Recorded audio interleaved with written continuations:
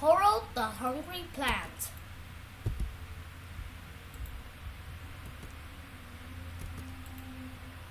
One afternoon, April was doing her homework when her father brought her a present.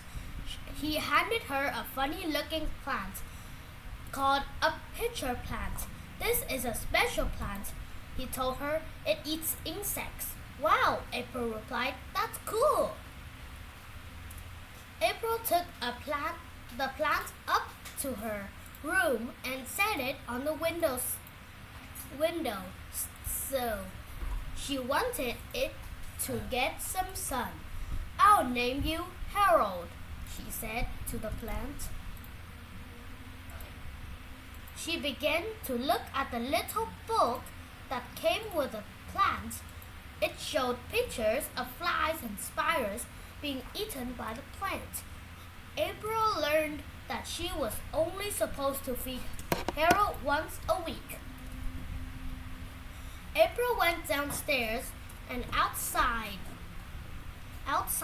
she looked around the yard and found a small anthill. She caught some of the ants in a jar and took them to her room. April poured the ant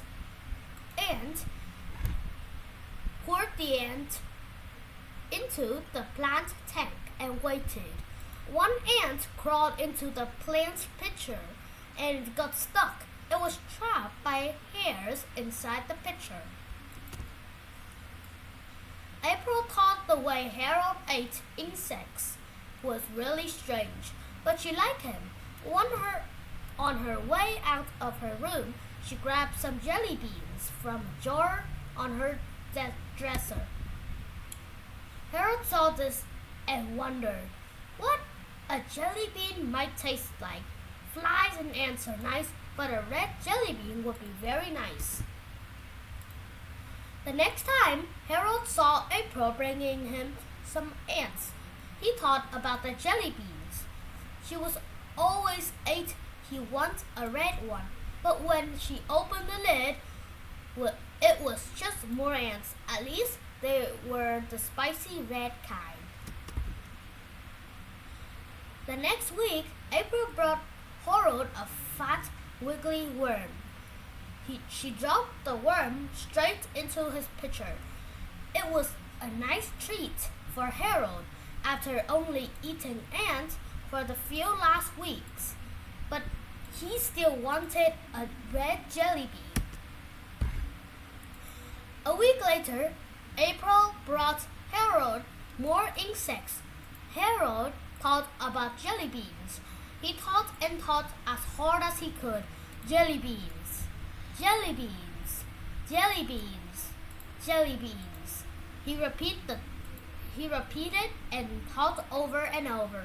April ate a couple of jelly beans before feeding Harold more insects. When April opened the lid to Harold's home, she only had a couple of small spiders. Harold was disappointed that she didn't feed him a red jelly bean, but he was very hungry. He felt grateful that April fed him so well, yet he really wanted a jelly bean. That night, when April was going to bed, she ate a jelly bean before brushing her teeth. Then she took another one, a red one, and placed into Harold's pitcher.